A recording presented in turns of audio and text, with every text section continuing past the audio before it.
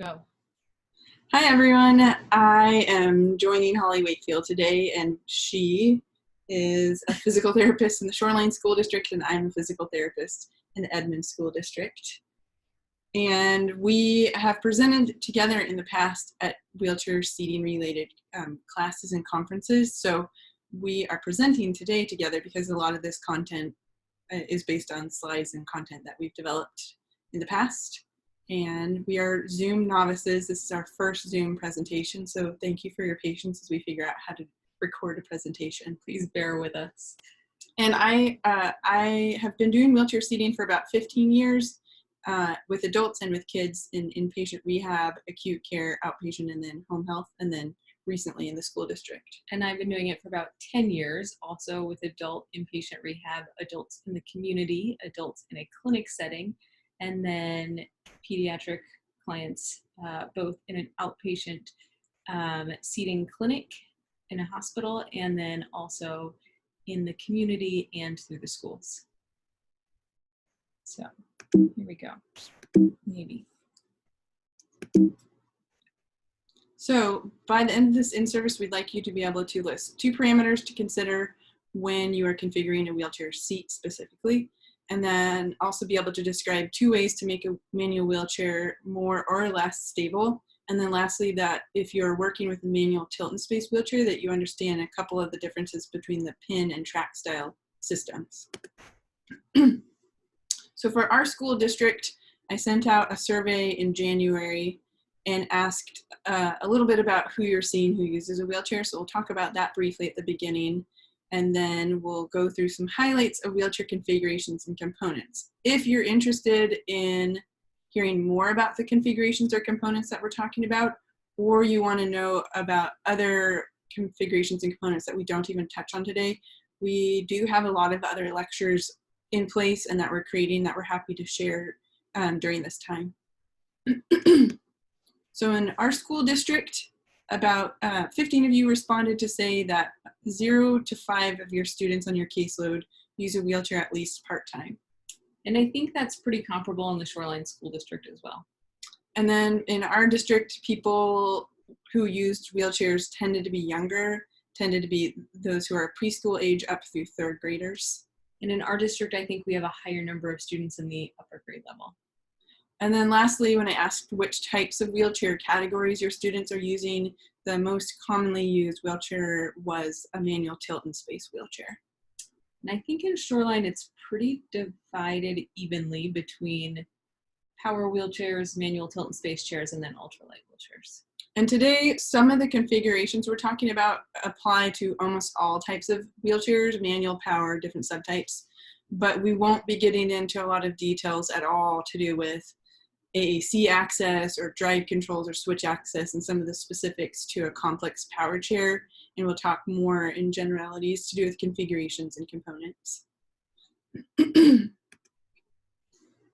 So the major wheelchair categories, there'd be 5 of them. So it would include a basic manual wheelchair, which is one that doesn't have a ton of adjustability. It's what you'll find at a mall, at an airport. Sometimes if someone just had surgery, they'll get a basic wheelchair just to get around, and that's the one in the top left.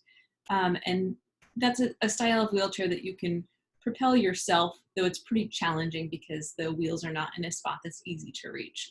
And so if someone is going to be propelling a wheelchair independently more often or all of the time, then they're likely going to be in an ultralight wheelchair, which is one that allows you to be a little bit more specific, or a lot more specific, in how you configure it so that the wheels are easier to reach and it's easier to maneuver.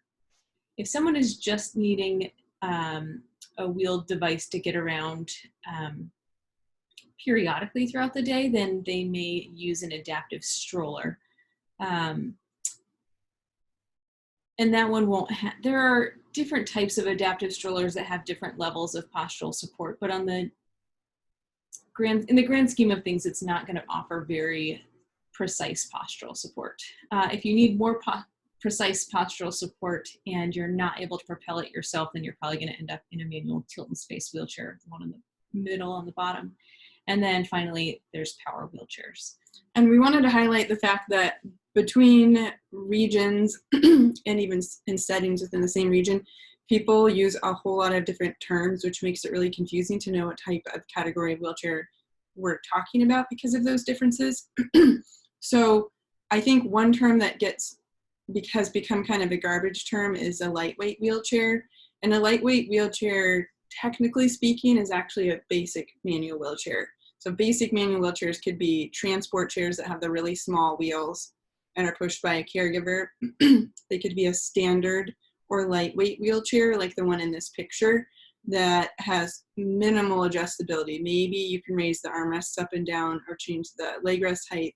Some of them you can change how high the seat is mounted, but very minimal adjustability, limited durability. They're really meant for an institutional setting or more short-term use. When we're talking about ultralight wheelchairs, we're not calling them lightweight chairs because ultralight is a separate term, a separate category. There's research just based on those. And like Holly said, they have a great deal of adjustability. They're supposed to be more durable, and they're not necessarily lighter than a lightweight chair. Sometimes they're heavier because they have so many components, but they do have the adjustability, customizability, durability features, which is why they're needed for people who are self-propelling their wheelchair and need a lot of precision with the design of their wheelchair. Consequently, they tend to cost a lot more.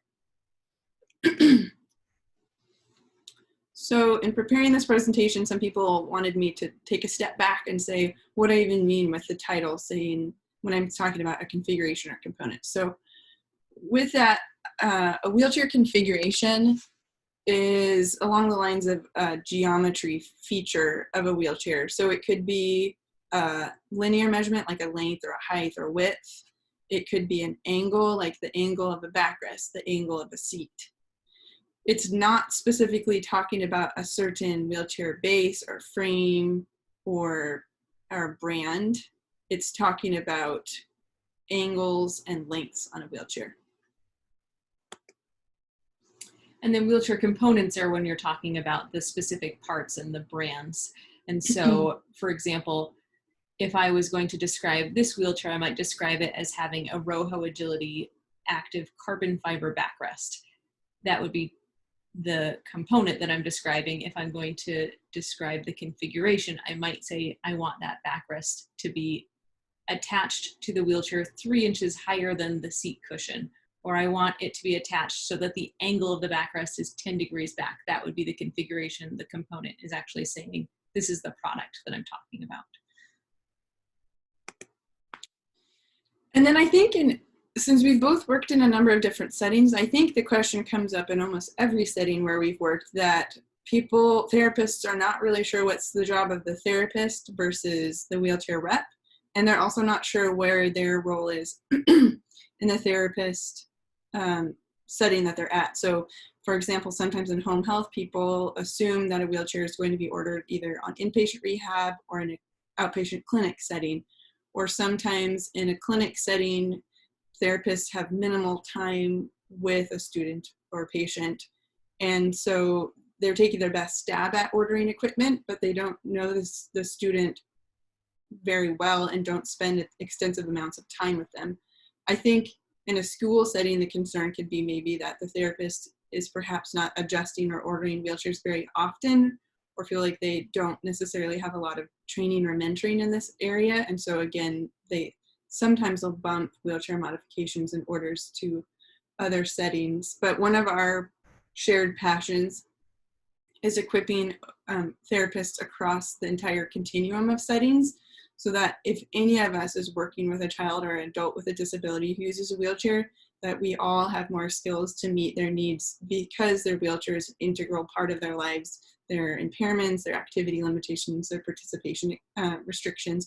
And this includes in the school setting because oftentimes school therapists are seeing people in a more real life setting compared to in a hospital or a clinic, and are seeing them over a great deal of time, or longer sessions, more sessions, and over the continuum. So have a better impression of what they need throughout the day versus people who see them in a short snapshot of an outpatient visit or a hospital stay. And I can speak to that a little bit. So before working in the school district, I was in Seattle Children's Hospital at their outpatient seating clinic. And so I was spending a great deal of my week, every week, on equipment. So helping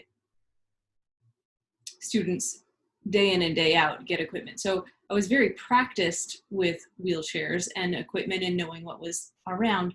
But what I learned when I went into the school district is that when I was in the clinic, I was seeing someone for just a very brief window of time. And so maybe 1 to 3 hours tops before I would order their equipment. And some of the students, what I knew when I was there is I knew that I was only getting a very small snapshot of their whole life and what they needed in their equipment. And so I was having to take my best guess at what they needed and feeling a bit frustrated that I couldn't see the big enough picture to know that I was ordering the right thing for them. But I don't even think I grasped how much of the picture I was missing when I was seeing them in that setting. So now seeing students in the school district, I can recognize that there are students, especially students I think with cerebral palsy who are primarily in a wheelchair, where I was getting such a small window of time in a seating clinic that I really did not grasp what they were capable of doing within their chair in order to design a chair that allowed them to live into their best functional capacity. So I think even if you're a therapist that doesn't know a ton about equipment, if you can be involved in the process as their school therapist and collaborate with someone who does know the equipment, then you're going to bring a wealth of knowledge that it's just not possible to gain if you're only going to a seating clinic. So when we talk today about some of the highlights of wheelchair configuration considerations and components, we're not going to be talking about the entire process of a wheelchair order or modification series. So with ordering a new wheelchair or even modifying a wheelchair, it typically is a multi-phase process, and it usually should start with the PT or OT wheelchair evaluation. This is separate from when the wheelchair rep is coming in and ordering the product with you, the student, and the parent. This is a time when you're getting the student out of their wheelchair, checking their flexibility, their pain, their tone. You're watching how they move around in their current chair. You're looking at their posture. It's very PT-OT therapy based. And in the other settings where we work, we often spend 1 to 3 hours on this part of the process, and there is not a wheelchair rep present. Then we do a series of wheelchair trial sessions to try out different components, configurations, bases. Sometimes the wheelchair rep is there. They're usually providing the equipment for this process. If the current wheelchair being used by the student is meeting most of their needs, sometimes we just need to trial a different part or two or configuration and can tack that into the wheelchair order session. But other times their current equipment is not adequately meeting their needs, and it can take a number of sessions to try out other options to mock up what they need for their new chair before you go into the order session so that you're ready to be able to advocate for what they need. And then in an order session, that takes anywhere from 1 to 3 hours depending on how complex the student is, and that'd be with the student, the family, the therapist, and the wheelchair rep or ATP. And in those sessions, I firmly believe it's really important to go through a physical order form with the wheelchair rep so that you, the student, the ATP, and the parent all together are sharing your knowledge, your concerns, your questions, and picking each aspect of the wheelchair together. And there's no way for a wheelchair rep to do this in a clinically comprehensive, appropriate way, as they're not therapists. And we don't necessarily know every single aspect of product options. So we need to come together with them, cross-check each other's work, and get everybody's input instead of having the ATP make all those decisions for the student. And it may be that when you first look at the order form, it's totally overwhelming. You're like, I have no idea what any of this means. That's totally fine. Just go through it together, and the ATP you're working with should be able to guide you through what each choice is that you're making. It's just important that you're involved in those choices instead of just handing it off and letting them pick it, because the risk is if you hand it off, you're going to miss a lot of the configuration choices. And in missing the configuration choices, what you're going to learn through the rest of this presentation is you're actually going to potentially set up a wheelchair that it might have all the right products, but it's not going to work. And that can have some really scary consequences in terms of it could cause pressure injuries, it could cause pain, it could cause overuse injuries, it could limit somebody's ability to access their home or their school. It could be too unstable, too hard to push. So our clinical input is crucial to make sure that we, like she said, we don't just have the right products thrown together, but that they actually meet the person's holistic needs.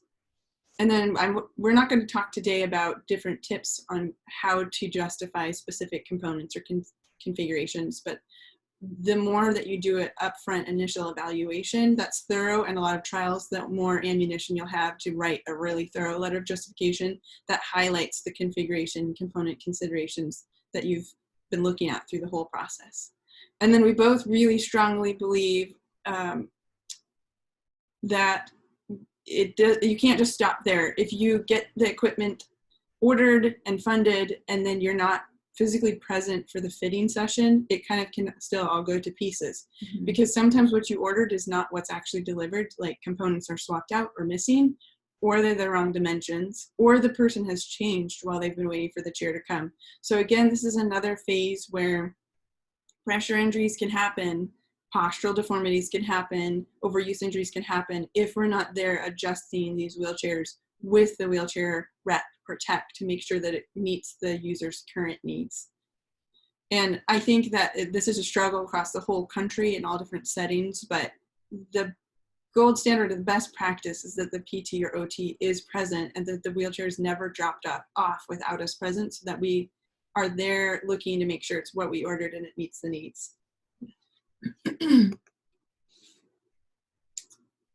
So today we won't go through a hands-on or demonstration of how to do a PT or OT wheelchair mat evaluation, but it is a sequential process of looking at the person in their wheelchair, their posture, their transfers, their push mechanics, how they get in and out of different vehicles, and then having them out of the wheelchair sitting on the edge of the mat to look at their posture and the impact of gravity without the wheelchair changing their posture, as well as getting them supine and sideline to look at skin, tone, range, strength, leg length discrepancies, and while they're out of the chair, taking a look at their current wheelchair to see what components and configurations they already have. Both of us would be happy to meet with you one-on-one to practice this with you, or do this with a student, or provide additional presentations in the future to take a look at this phase of the process. And some of this will be familiar to the Shoreline School District therapists from our meeting in January. So some of it will be familiar, some of it will be adding on to what we already did. And we want to acknowledge for both school districts that therapists have a wide range of experience. So for some of you, perhaps all of this presentation will just be review. And for some of you, it will be mostly new. And so we're not trying to talk down to anybody or skip over important information, but are kind of trying to cover the bases of questions that have come up as we've presented in different settings over the years. Do you want to start? Sure. So we'll spend a majority of this talk talking about configurations, and at the end we'll talk about a handful of components. So with configurations, we both recommend that usually you start configuring the chair from the center of the wheelchair, so the wheelchair seat and the wheelchair back, and then you work your way distally out of the person's body and wheelchair from there. And do you want to touch on why we start in that area of the wheelchair and why we start with that part of the body? Sure. So the reason you need to start proximally is because if you configure a chair that is too long, too wide, too high, if you don't get the pelvis in the right position and the back in the right position, then it's going to be impossible for you to orient their head. It's going to be impossible for you to set up the chair so that they can reach the wheels for propulsion. So first, just like everything else, we have to start with the pelvis, make sure that's in the right spot, make sure that we've got the dimensions appropriate for their legs to be in the right spot, and then we can work our way out. Good job passing the quiz. But wait, this picture shows the handful of tools you need to do a wheelchair mat evaluation. These three things, a caliper, an inclinometer, and a tape measure, and then also a goniometer can be helpful. So it's not an expensive or bulky kit. Our school district has one caliper that you can check out, and it's great for getting hip width, foot width, chest width, any sorts of widths, and it's really precise. We don't have a caliper in our school district. I'm happy to bring one in if someone needs it temporarily. You can also use a firm ruler. I don't like using the flexible little tape measures that you get at a conference because there's just too much flex in them, and so it's really hard to both pull them taut and then be reaching around someone's body, which is not a flat surface, and get an accurate measurement. So since we don't have the caliper, either ask me in advance and I'm happy to bring mine from home, or use sort of a metal or a rigid, like wood, tape measure to get a dimensional measurement. And then the picture in the middle is an angle finder, an inclinometer. And in the meeting we had in January, I had most of you download an app on your phone, which can find the exact same thing. One reason for using an inclinometer instead of your phone is because sometimes where you need to find the angle is going to require you to put your phone in a spot where there might be some nasty stuff on the chair. So either put your phone in a baggie so that it's protected and use that, or you're welcome to borrow my inclinometer, and that way your phone is not going anywhere that it's going to touch something gross. And the inclinometer in this picture is only about $5. You can get it online, or you can get it from hardware stores like Harbor Freight. So it's a good infection control practice to have something like this, and it fits nicely in tight spaces on wheelchairs a little better than a phone. So we'll spend some time talking about the seat in the back, since that's where you need to begin. For people who are pushing their wheelchair themselves with their arms, we want to make sure they can reach the wheel. So we'll talk about some of those configuration considerations. Then we'll move out distally to briefly talk about headrest, armrest, and footrest. And then lastly, we'll talk about taking a step back and looking at the chair as a whole. So with the wheelchair seat, it's going to be important to keep it short. And what that means is you want to make sure that the seat itself is not so long that it's kicking your feet forward off of the foot plate. You also want to make sure that it's tight, that it's not too wide, because the wider the width, the more your body is just going to move to absorb all that space. And then also we're going to touch on why the angle of the seat impacts your posture. Okay, so when we talk about keeping the seat short, we're talking about the cushion and the seat underneath it, which is usually called a seat sling or seat pan. We want those to be short. Typically, pediatric wheelchairs are designed so that the user can use it for a long time while they're growing. But the problem with that is a lot of times wheelchair reps and or therapists accidentally end up making the wheelchairs too long and too wide, and so that they don't fit the person when the chair is issued to them. And sometimes the student doesn't even ever grow into it before the chair has to be replaced. So the chair, when you fit the chair to the student, the chair should fit immediately, and it should be a product that you picked because it has growth potential to then have a longer seat later, a longer cushion later, and a wider seat later. You should never have a cushion or seat when you're delivering it and fitting it to the user. The seat should never exceed the person's upper leg length when you're fitting it to them, or as they continue to grow. It should always be less than their upper leg length.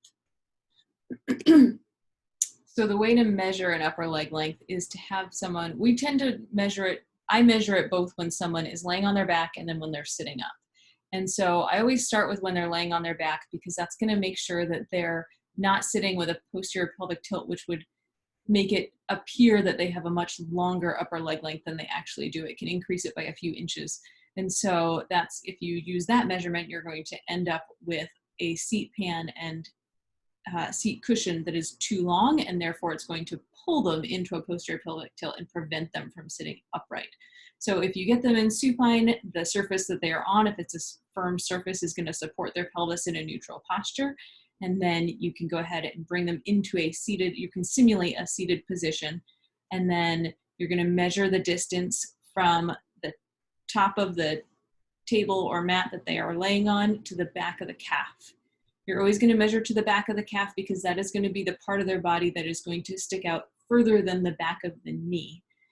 When I'm measuring this, when someone is sitting in a chair, you can comment on if this is the same with you.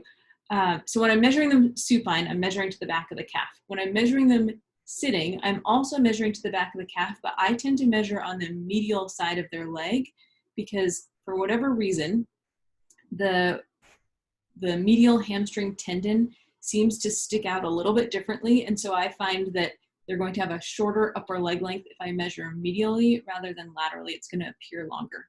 Do you have any comment on that? No, I think I mostly try to get a really precise measurement with them in supine. but I agree that it's good to double check your work with them in their wheelchair. And that's particularly true if they have a lot of soft tissue on their bottom, which settles in a different place if they're supine versus sitting. So if somebody is has a higher BMI, their bottom often will protrude more posteriorly and make them have a longer seat depth, which needs to be the case on their purchase chair. So especially for those students, make sure you measure them in sitting and in laying down. Or if you have somebody who has a rigid, non-flexible posterior pelvic tilt, they'll need a longer seat because they're actually sitting kind of on the top back part of their butt, not just on their bottom of their butt and their thighs. Or similarly, if they have extensor patterns like dystonia or spasticity where they're shooting into posterior tilt and hip extension, they will often need a longer seat depth because they too often sit on the upper back part of their butt instead of underneath their butt and on their thighs. If with this picture, the standardized way to get this supine measurement is with the person in hip, knee, 90-90.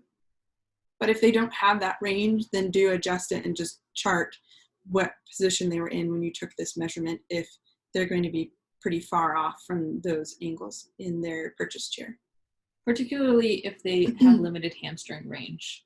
Definitely comment on that. And I'm not going to try and pull them into a 90-degree knee angle if they don't have enough hamstring length to keep their back, their lower back, and their butt resting on the table while I lift their foot up. If I am lifting them up by doing it, then I'm going to put it back down and I'm going to just measure their distance with their leg if this is their foot, their leg in this position here. And then if that's the case, I might also record what's the distance from their heel to the table versus their calf to the table, because that's going to impact the configuration of the wheelchair down the line with where the foot plate needs to end up. Okay, so if the trend continues and lots of pediatric wheelchairs keep getting ordered with long seat PAMs, what happens? What's the drawback of that? A long seat pulls the user forward in the seat because they still need to have their legs hanging over the front edge of the seat. So their legs are still over the front, but when they're pulled into that position, that usually puts people into sacral sitting, posterior pelvic tilt, slouched kyphotic or C-shaped posture, and sometimes they can't hold their head up. So when they can't hold their head up, sometimes they'll look down at the ground instead of having a forward line of sight. They might drool more, so have trouble with saliva control. They can't breathe as easily, and they might aspirate more easily. So in this picture, it's somebody who's having all of these problems, potentially because his wheelchair seat is too deep. And then not only that, but some people have their high tone triggered by being in this position because they're either in pain or they're aspirating or they're fearful that they're going to fall. And when their tone goes off, sometimes they either kick their leg rest so hard they break their leg rest, or it can even cause them to slide and fall off the front of the seat. So even though they're trying to avoid that, in their attempts to stay back in the seat, their tone can kick in so much that it actually knocks them off the front of the chair. Sitting in these kind of postures can cause pain in the neck, the back, the shoulders. It can also cause skin breakdown under the ischial tuberosities, the sacrum, and sometimes even the back of the calves. All right, so next we're going to talk about how when you're setting up the width of the wheelchair, you need to make sure that the seat width is similar to the seated hip width. So we're not going to create extra room. I've had students come in who want to be able to store a 3-ring binder next to them on the seat. That's not going to be ideal for their posture.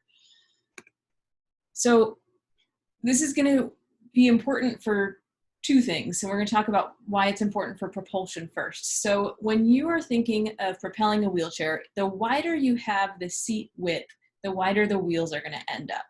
And if you look at the picture of the guy on the left and you notice the angle of his shoulders, he's probably abducted about 35-40 degrees there on both sides. And if we think of like a factory worker, you would never create a scenario where a factory worker has to do a repetitive activity with their arms out to the side 30 to 40 degrees, because we're just going to be impinging the rotator cuff as we go through and do that. Same with this guy. So the wider you have the wheelchair and the wheels, the more someone is having to do a repetitive task with abducted shoulders in a position that's going to potentially harm their rotator cuff. So when you're configuring a wheelchair, you're going to be working on the dimensions of the seat. You're also going to be working on the dimensions and the angle of the wheels, and that's going to impact bringing the hand rims closer to the user. So this is just showing again that narrow wheelchairs are going to be easier to propel because you're going to be able to use your arms in a pattern where they are designed and optimally configured to work from a bony alignment structure. So also narrow wheelchairs are going to discourage scoliosis and then pelvic obliquity formation. So like I said before, when there's a wide seat, we all tend to kind of, over time, we'll shift our hips to the side. If you think of sitting in a large armchair, when I sit in a large armchair, I do not sit with perfect posture. I will tend to eventually scoot my hips over, kind of lean into the side. That's what someone's going to do in a wheelchair too. So if we can design a wheelchair that is snug, they're going to end up sitting with their hips in a more neutral alignment. Especially if someone has any asymmetrical tone, that's also going to pull them into a pelvic obliquity. If the wheelchair is more snug, that's going to prevent them from that. And we're not saying if every person who has spina bifida or cerebral palsy or spinal cord injury had a narrow enough seat, none of them would ever have scoliosis. We realize there are a lot more factors that are medical and wheelchair positioning related, but a key factor that we can change as therapists in that scoliosis formation and pelvic obliquity formation is making sure the seat's narrow enough that the person's body is not drifting and seeking stability, but we bring the stability to them. And then narrow wheelchairs bring the wheels closer to the user's hands, and this makes it easier to control the wheels, to push in and forward, to do a wheelie pop-up or to do a wheelie, so that the person can cross over a threshold or over a pothole or go down a ramp in a wheelie. So it gives somebody more independence and actually less need of caregivers and less risk of falls when they can control the wheels because the wheels are close enough to them.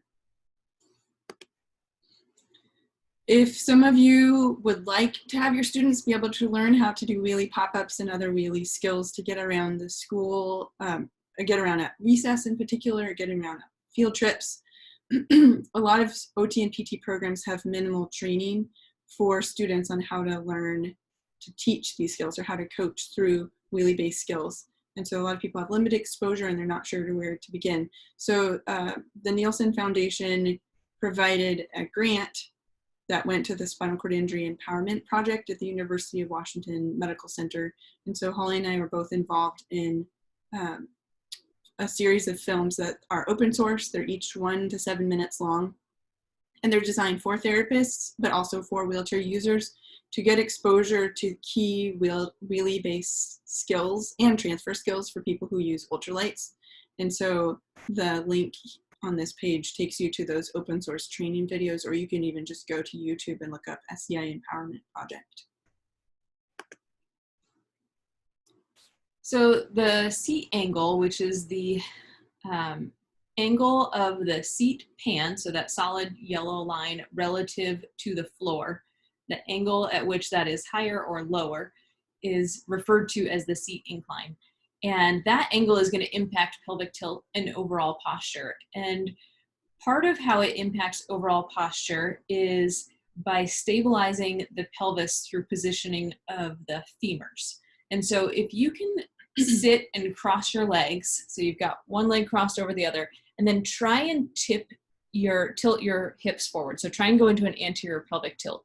You'll find that you're going to be much more limited with one leg crossed, so essentially elevating a femur, than if your legs are uncrossed and you try and anteriorly tilt your pelvis. So by elevating the knee relative to the pelvis, you can use the femur to structurally block the pelvis from tipping forward. If someone doesn't have very much trunk control, then they might need that structural blocking to prevent their pelvis from falling into a forward position and therefore losing their balance forward.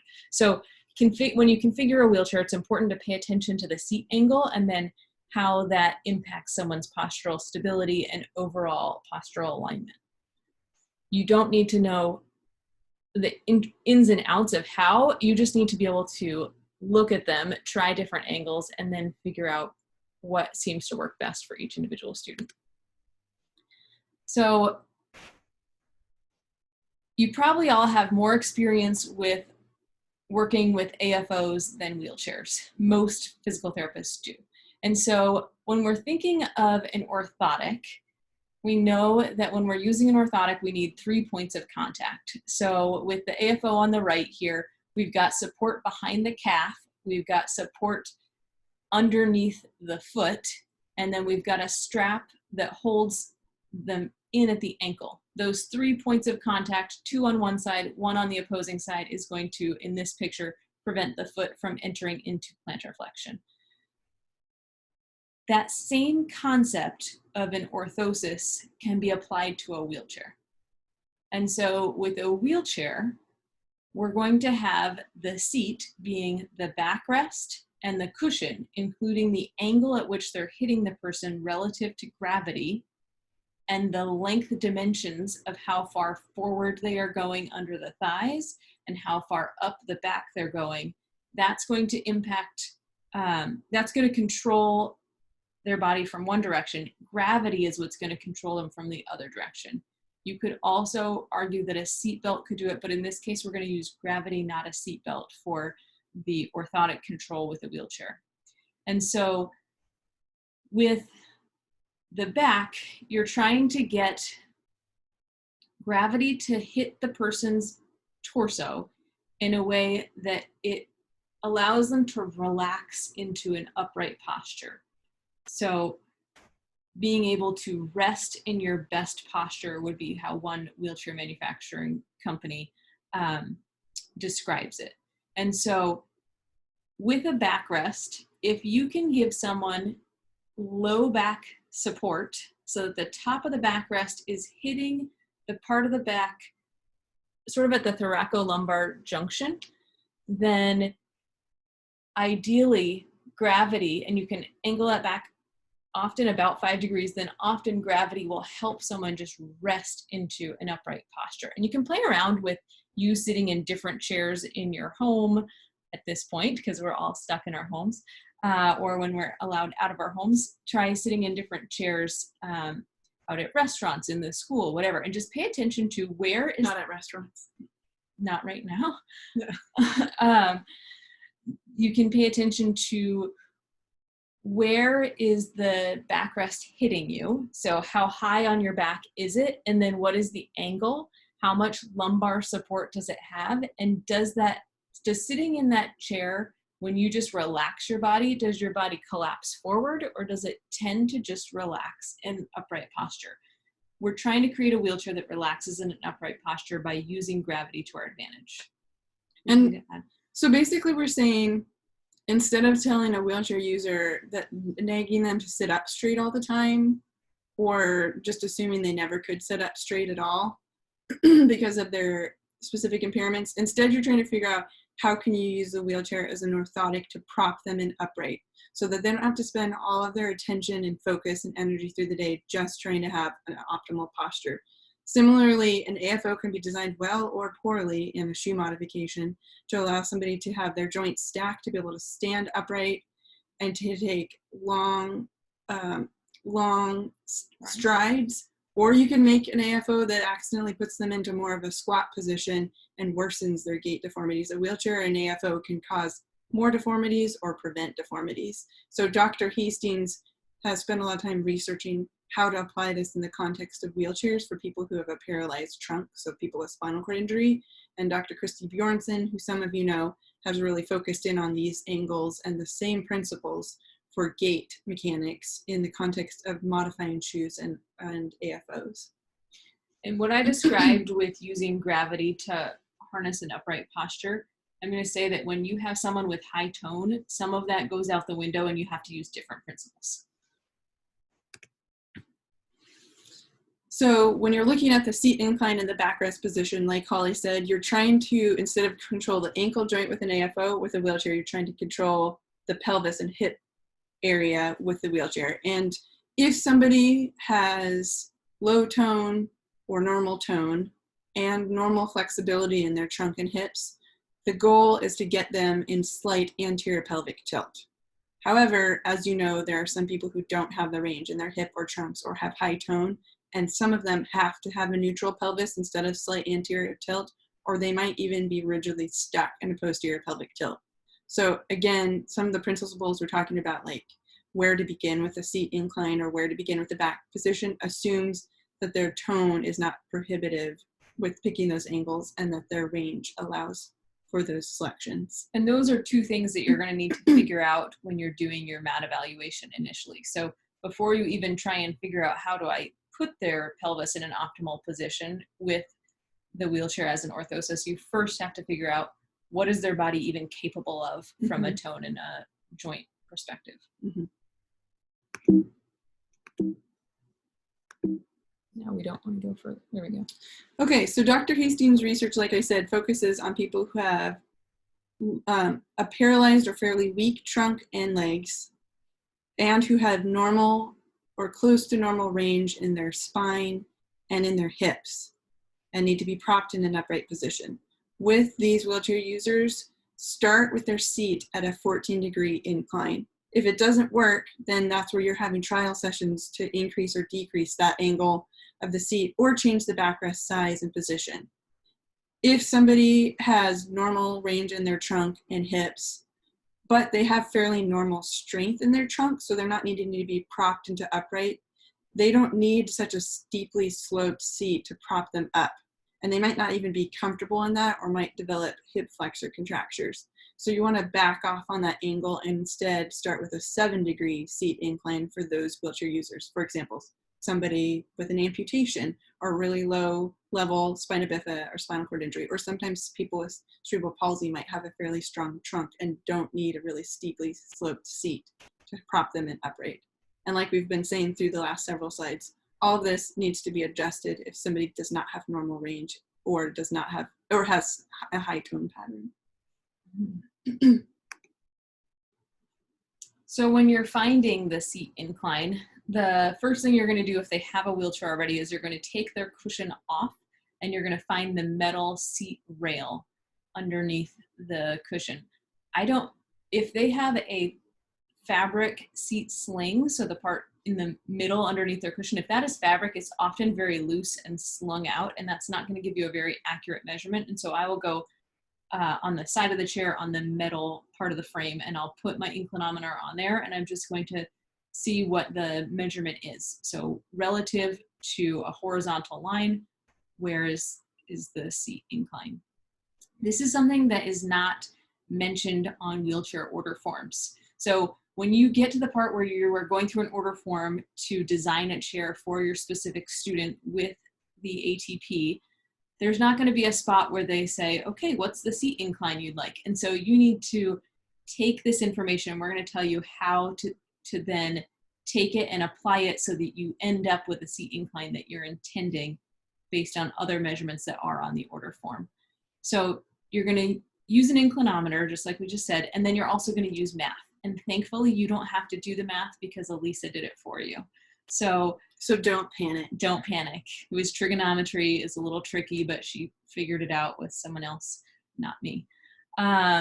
So the seat incline is going to be a product of the front seat to floor height. So how high the wheelchair is, let me see, I think you can see my clicker here. So from here right at the front of the seat pan all the way down to the floor, and then the rear seat to floor height, which is here down. We probably have this on the next page. And a term that therapists use that is also not a term on any order form, but we would call that seat dump. So it's the difference in height between the front of the seat and the back of the seat. And so we measure that in inches. So that difference in inches, we're going to use that measurement plus the length of the seat to figure out the seat incline. And the length of the seat is the seat pan or sling length, front to back. So on the order form, you are going to be picking seat depth, and that means the seat sling or pan's depth. You're going to be marking on the order form rear seat to floor height, front seat to floor height. Those three things you do get to select, and you have to use those three different numbers to generate a seat incline that you know works for their posture based on their current wheelchair or wheelchair trials. So this is the chart that Elisa made for us, which is so nice.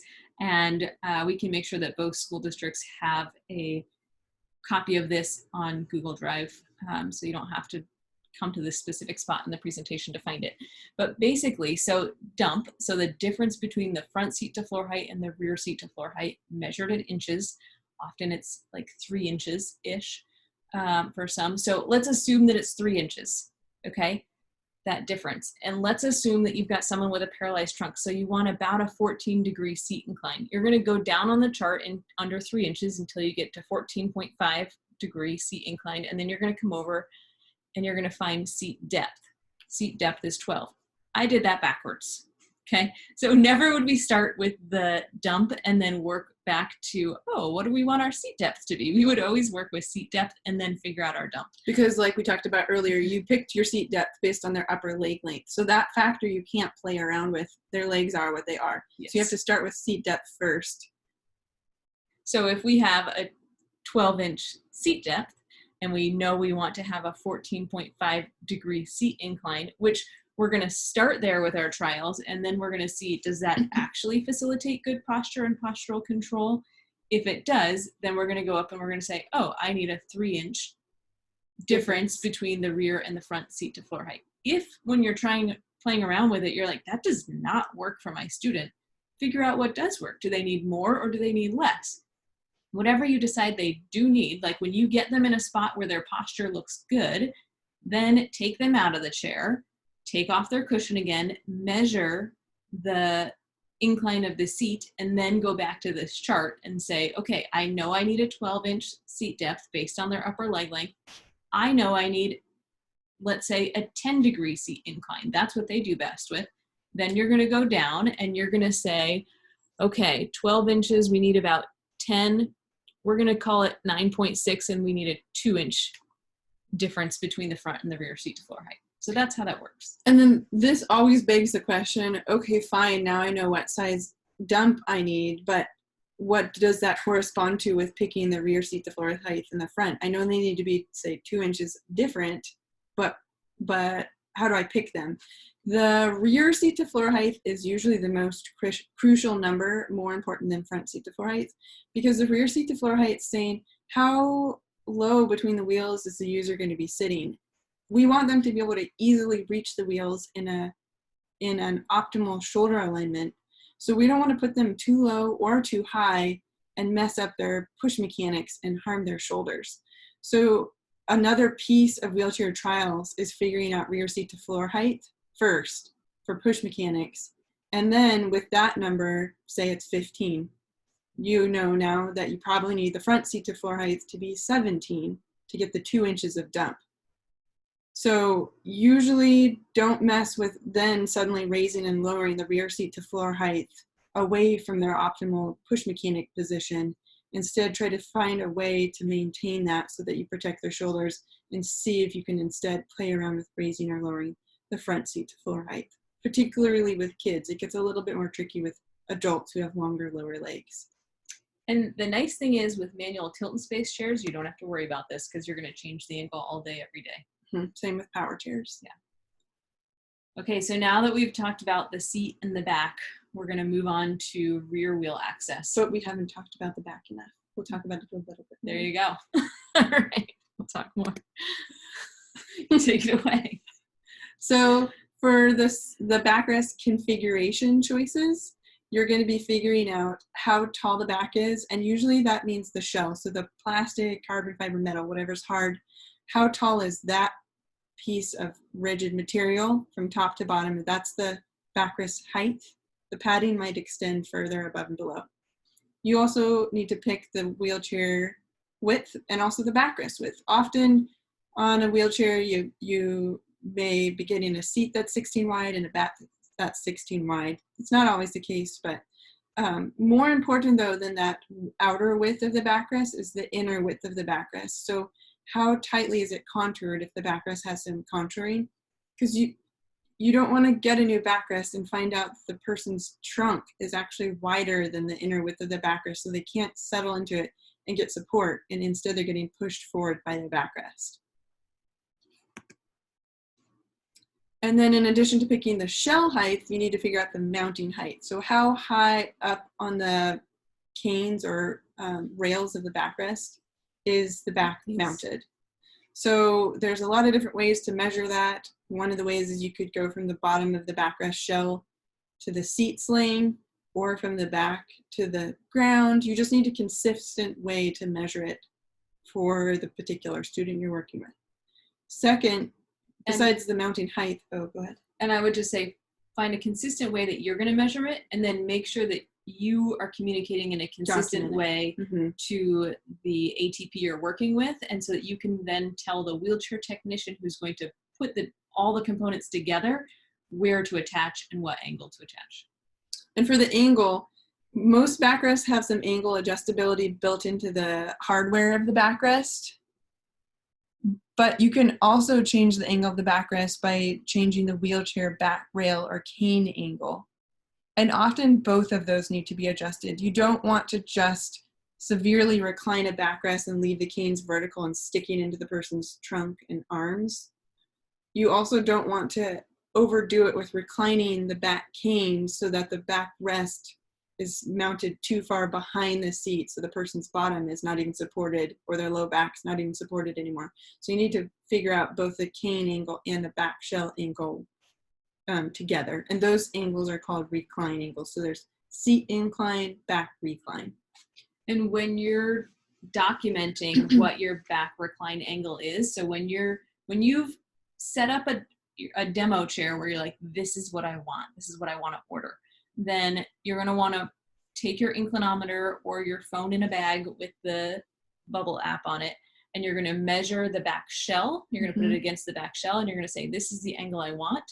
And then you're going to put it against the back cane where she's showing you on there, and you're going to say, this is the back cane angle I want, this is the back shell angle I want. You're going to document that and make sure that the ATP then writes it down so that when they build the chair, that's their starting point, and they're not just willy-nilly picking something and then it shows up and you're like, how do I even get back to what I described before? Because you could easily waste 30 to 45 minutes just having them take the whole thing apart again and get it back to the angles that you already figured out you needed up front when you have your final fitting section. So with the size of the backrest shell and where you put it, it depends on the type of wheelchair the person's using. So on an ultralight wheelchair where somebody's propelling with their arms, they typically need to have a short backrest to just give them lumbar support and prop them into that upright position. If you have a backrest that's taller, it's going to jam into their thoracic curve and knock them forward and put them into a slouched position. Also, if you have a tall backrest, it usually weighs more and makes the chair heavier and harder to push.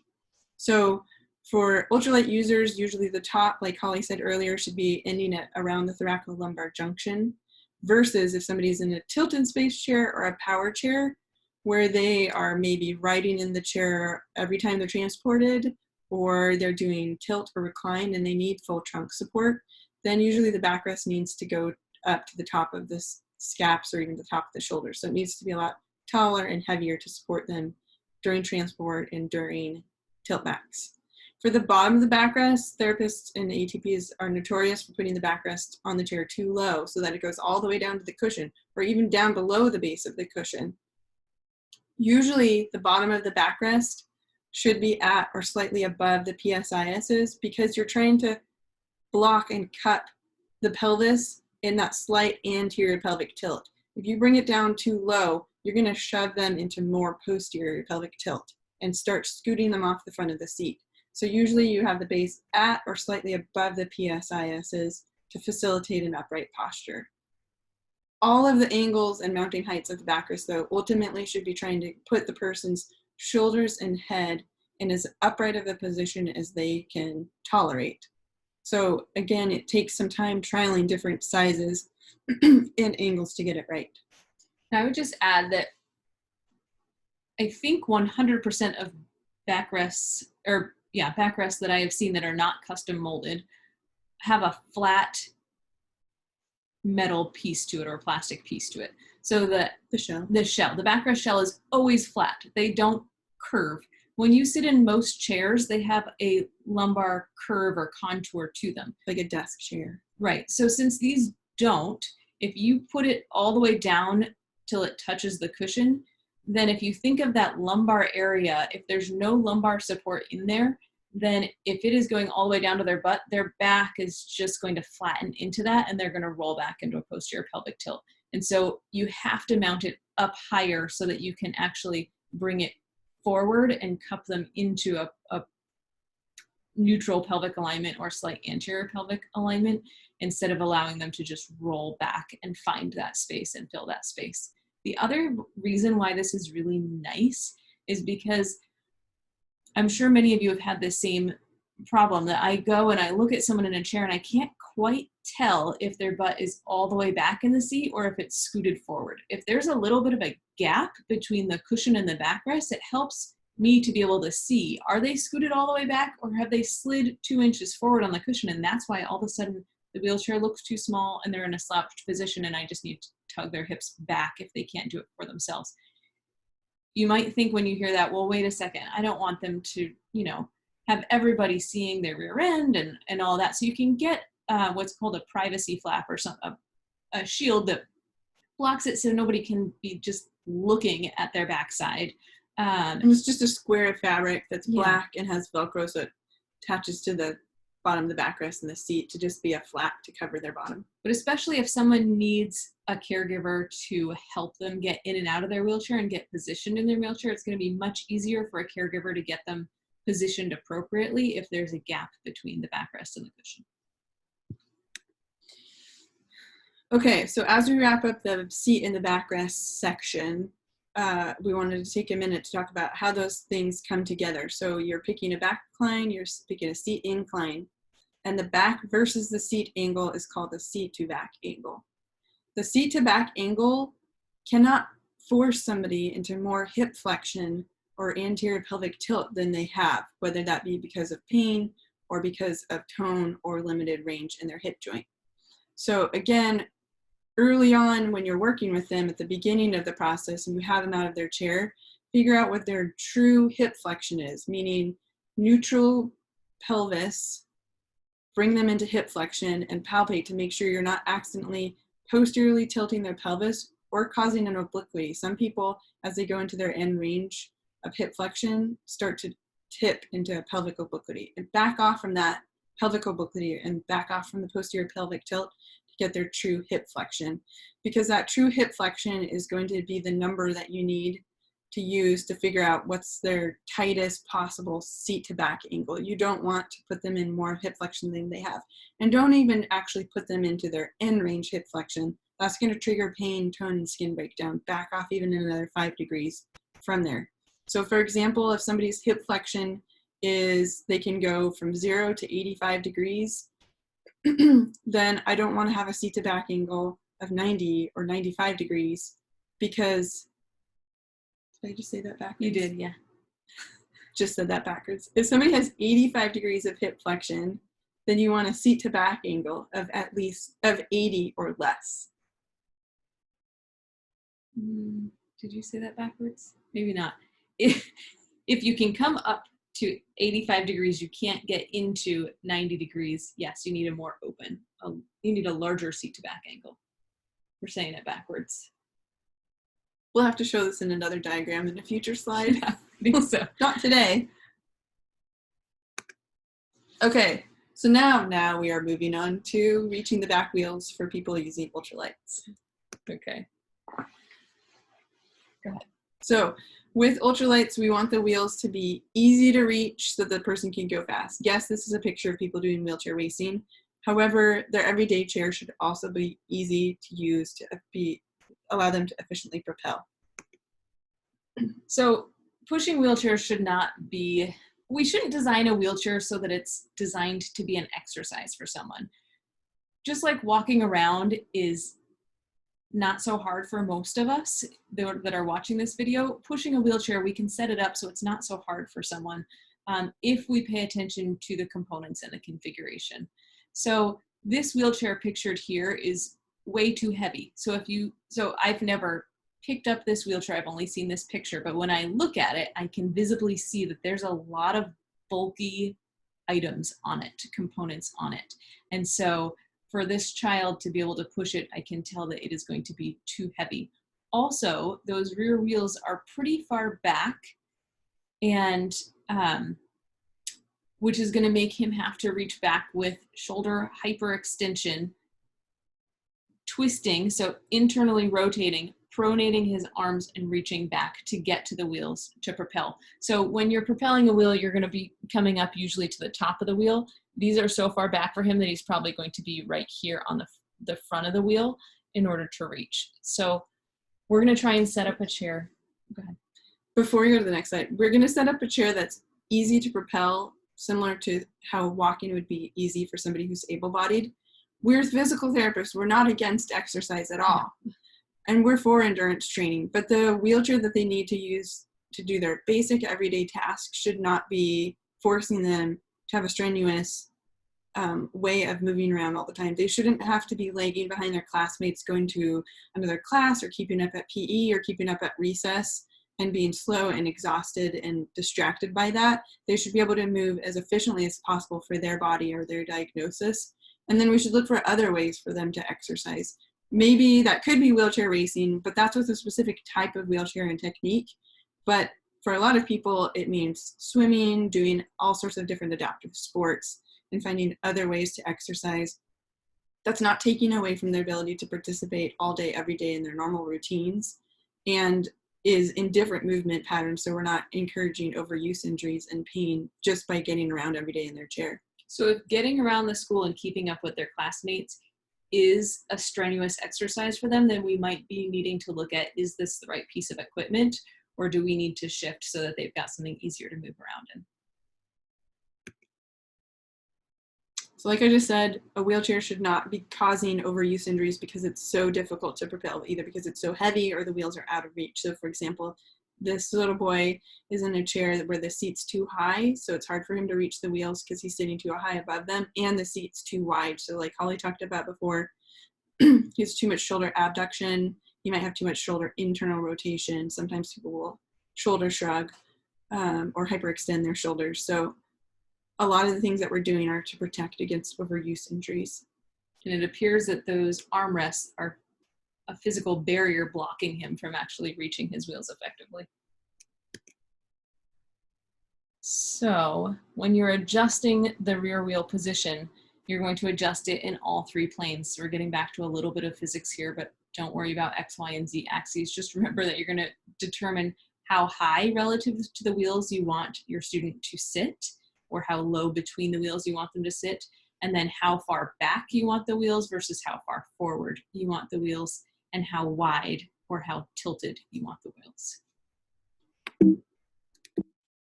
Sorry. So, and I'm trying to move the picture of us on here. I'm sorry, I don't know if it matters for you or not, but I don't want to block the words on there. So oftentimes children are positioned too low between the wheels, just because with smaller body frames, their torso is not very long, and the relative dimension of tires or wheels on the wheelchair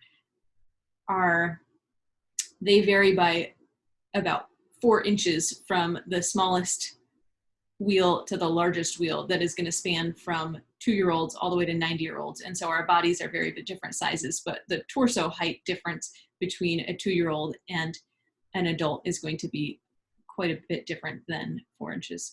So children are often sitting too low between the wheels, and so we need to raise them up, raise up the rear seat to floor height so that they're not having to shrug their shoulders and bend their elbows a lot to get to the top of the wheel to propel. So if you look at this woman here, especially with her left shoulder, which is a little bit dropped lower than her right shoulder, her hand is almost to the ground, and so she's going to have to really come up to propel. If we raise her up higher relative to the wheels, then she can keep her shoulder in a much more neutral alignment. This is especially something that comes up with individuals with spina bifida, because their arms tend to be proportionally longer than their torso. And so we have to raise them up even higher to allow their arm to be in the right position relative to the wheel. And so what you're going to do is you're going to have them, while they're sitting in their wheelchair, put their hand on the top of the handroom. So in the center of the wheel, find the very top, put their hand there, and then you're going to measure the angle of their elbow, and it should be about 100 degrees. And that's their upper arm to forearm angle. And that 100 to 120 degrees is based on the Paralyzed Veterans Association's upper extremity preservation clinical practice guideline to do with ultralight wheelchair configuration. So I usually just aim for around 100 degrees at that forearm to upper arm angle. And then I also watch them propel and just see what I see. Like if they're propelling down the hallway and I watch them shrugging up like this a lot, then I might get them out of their chair. I might even throw a book underneath their seat, like a big textbook or something, to raise them up so that I'm not doing any wheelchair adjustments. I don't have to get tools out, stick the cushion on top, stick them on. Does it then allow them to propel without their shoulders shrugging? If so, I know that when I then configure a wheelchair or adjust their manual chair, I'm going to have a wheelchair technician raise up their rear seat to floor height. I'm then going to see, do I need to keep the angle the same or do I need to flatten the angle? So you can do a lot of trial and error without getting your tools out. And then for kids and adults, oftentimes the wheelchairs are set up so that the back wheels or the rear wheels are mounted too far back, so the person's sitting too far forward in relation to the wheels, so that to reach back to push the wheels makes the person have to use shoulder internal rotation, abduction, and hyperextension. Again, those three trends in wheelchair users that cause so much pain and joint breakdown. So RESNA is another governing body in addition to the Paralyzed Veterans Association, and their position paper on ultralight wheelchairs says that we are ultimately trying to mount the rear wheels as far anterior or forward as possible without compromising the stability of the wheelchair. So the concern is, okay, let's move those wheels as far forward as we can, but I don't want the person to fall over. I don't want their chair to tip over backwards. So yeah, I care about shoulder protection and optimal push mechanics, but I don't want to set up a chair that they can't use because they're going to flip over and have a fall. So it's going to get into a little bit of physics, but don't worry, it's playground physics. So we're going to talk about teeter-totters and how that relates to the stability of the wheelchair. And some of these tips are based on either lectures or research papers from Dr. Jennifer Hastings, as well as Dr. Steven Spriegel out of Georgia Tech. He is a PT and has a PhD in engineering, and he does a lot about wheelchair configurations and how it impacts stability and ease of propulsion. Okay, so with a teeter-totter or a seesaw, the fulcrum is the log that's in the middle, or whatever it's balanced on in the middle. And then there's the lever, which is how long the seesaw is, or the board.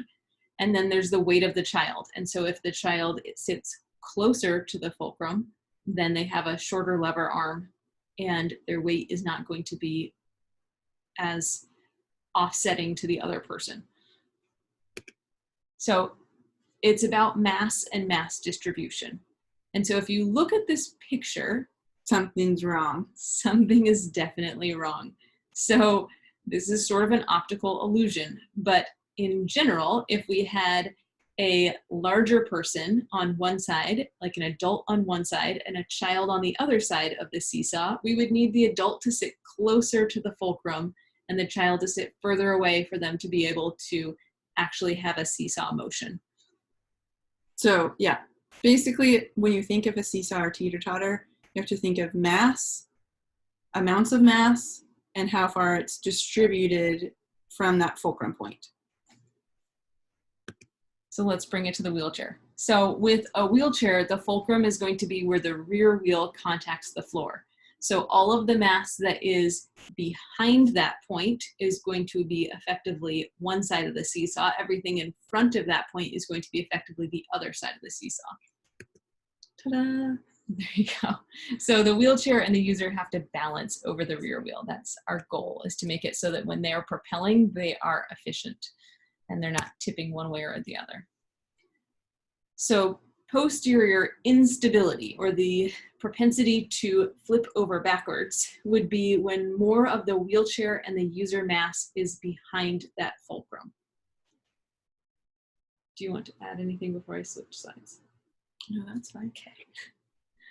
So if you have a wheelchair set up and when someone is trying to propel down the hallway, you see the front wheels popping up like this every time they push. You've gone too far. You've gone too far, yeah. So you have too much of the weight too far back.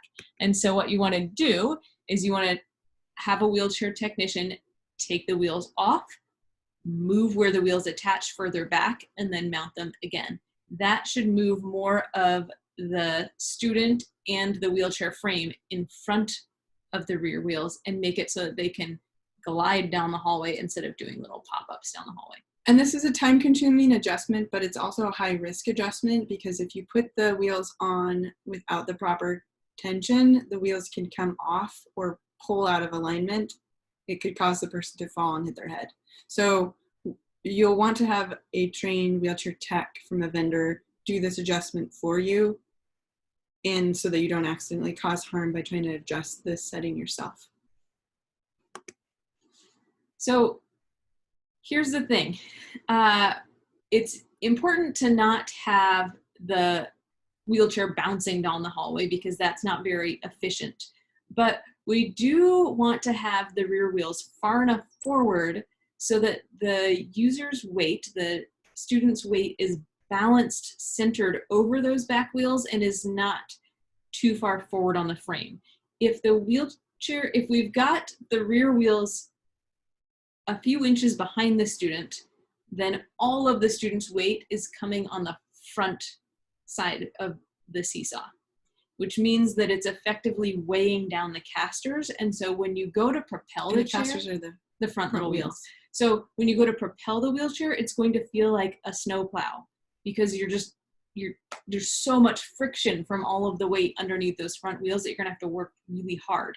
If you can move the student and more of the frame further back by attaching the wheels further forward, then you're going to effectively float the casters a little bit. And when you propel, you're going to glide and it's going to feel a lot more like a speedboat. So it's going to be a lot easier to propel. So if you go too far forward with the wheels, getting the student too far back, you're going to be bouncing. If you go too far forward with the student, too far back with the wheels, you're going to be just plowing down the hallway and it's going to be effortful. So you're trying to find that happy medium point. So she's just explained that we want the casters to float, which is kind of a term that we use for casters, meaning that we don't want a lot of the user's weight to be resting on the casters. We want more of the user and the wheelchair's weight to be resting on the back wheels. So Dr. Spiegel's research talks about that, and having 70 or 80% of the wheelchair user and the wheelchair's mass back on the back wheels and very little on the front. So what's the point of that? One point of that, Holly just said, is that you're not using a snowplow effect. You're going more like a speedboat where the front wheels are not dragging and you're keeping all your weight on those big air-filled back tires so you can go fast. Before you go on, the one way to look at if this intervention of moving the back wheels is effective is you can have the student propel down a 10-meter hallway and you can see how many times do they need to push. So how many push strokes do they have to get from one end to the other, and or how much time does it take to get from one end to the other? And if you have made it less effortful, they should need less push strokes and they should go there faster. The other way to do it would be to have them start behind a line, give one push stroke and see how far does the wheelchair glide with before and after you change this intervention. And then when the casters float, that often means that you have caused them to float by having the back wheels mounted further forward so that they're within reach. So oftentimes they don't have to hyperextend, internally rotate, or abduct their shoulders to reach them anymore, like this guy is having to do in this middle picture. That's not always the case. There's a lot of different ways to change stability in the chair, but often the first way that you adjust the chair to make the casters float is by mounting the rear wheels further forward. And then lastly, having the wheels, the weight biased towards the back wheels means it's easier to do a small push to lift up the front wheels to do a pop-up to clear a threshold, piece of gravel, pothole, or to propel in a wheelie across grass, gravel, or snow. So it makes wheelies much, much safer and easier if the chair has a little bit of that posterior instability and the speedboat effect. For some people, they need a little bit of stability because they can't control the chair if it pops a wheelie on a dime. But more experienced users need it to be very fast and easy to pop into that wheelie. And then when you have more weight on the front casters, then when you propel across, when you're going on the sidewalk outside, if your front caster hits a piece of gravel, it's going to abruptly stop because it's really weighted down, and you might flip forward out of the chair like this guy has done on the basketball court.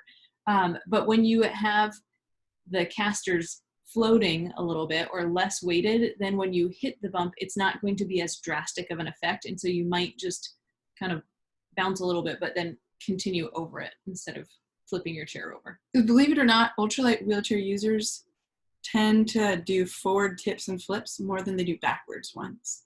So I think therapists and parents are always so worried about backwards tips, which do matter and it can cause serious problems if somebody flips. But a lot of the students still have anti-tips on or can learn how to master wheelies so that they don't need them anymore. And even once you've taught them all these great skills, it's more risky that they're going to flip forward because they didn't use a wheelie when they should have, and they slam into things with their casters and flip forward. And then with a manual tilt and space chair, I know there's a student in the middle school that I have been helping that when I push him in his manual tilt and space chair and I try and go through a very small doorway threshold, I can't actually push it forward because the casters are so weighted down that I can't pop him up and over, so we have to go backwards. So that tells me that I need to actually adjust the system so that I take the seating system and move it back, centering his weight a little bit further over the back wheels to float those front casters just a little bit so that we can get up and into basic doorways. So for him into the gym. And I don't usually do that myself. I usually have a wheelchair tech or rep detach all the bolts that cause this top seating system to be attached to the base and pull those bolts and nuts off for me and mount the wheelchair seating system back on the base. Sometimes they'll just do that at the student's home or shop outside of the school day. It's a time-consuming adjustment. Yeah, don't do it. Yeah. So what if I want to move the wheels forward, but the wheelchair is just too unstable? So like Holly talked about, you're pushing down the hall and you're popping the wheels up when you don't mean to do a wheelie. So one thing so if you have a wheelchair that you're modifying that already exists, you're going to be limited in what you can do. But if you are trying to figure out how to configure a new wheelchair, then one thing you can pay attention to is how long is the overall frame length. So essentially, if you think of a wheelchair being super short, so let's say that we've got like a kindergartner in a chair, their upper leg length is not going to be very large. And so if we have the main thing that drives the overall length of the chair be the seat depth, which if you don't do anything to pay attention to overall frame length and you just pick your seat depth, that is going to determine the overall length of your chair. You're going to have a very squatty chair. So the back wheels and the front wheels are going to be very close together, a very narrow base of support. Like in Jenga, it's like you pulled out the two side tiles and you're just balancing on the middle. So it's going to be unstable back and unstable forward. You might need to stretch out that frame by picking another thing on the order form, or I guess it's not on the order form. It's a write-in on the order form. You're going to pick another dimension, another configuration that is the overall frame length. So you're going to say, yeah, this student needs a 10-inch seat depth. That's tiny, but I need the chair itself to be stretched longer. I need the frame to be longer so that it's more stable forward and back. And there's obviously limits. Like we don't want the foot plate so far forward that their feet are falling off the back of the foot plate. So we can bring it forward a little bit. Or we then are getting further into the weeds with needing to get a custom foot plate depth, which we're not going to go into today. But we just want to take a look at, is there a way to make the frame a little bit longer to weight down the front of the teeter-totter so that we're not tipping back on the teeter-totter as much anymore. Like she said, you can't do it in an order form, but you can measure on their current chair what is this dimension? So what's the base of the front of the back cane right here, horizontal or parallel with the floor to the front of the footrest. So what I do is I have the person out of the chair. I roll the chair up against a wall. So you're putting the foot plate against the wall. So you put the foot plate against the wall, and then I do the ruler from the base of the front of the back cane straight to the wall and write that down like 20.2 inches or something like that. If their feet could stand being a little bit further forward and still have their forefoot and heel supported, I might switch it from being 20.2 inches on the current chair to doing a new chair that's maybe 21.2 inches. I have to figure out how far forward I need and want their feet to be positioned as I make this decision for more stability. So if we still think of our teeter-totter, the more you recline the backrest, the more you take the student's weight and you bring more weight further away from the fulcrum and make it unstable, so it's going to tip backwards. So pay attention to how much you're reclining the backrest when you're picking the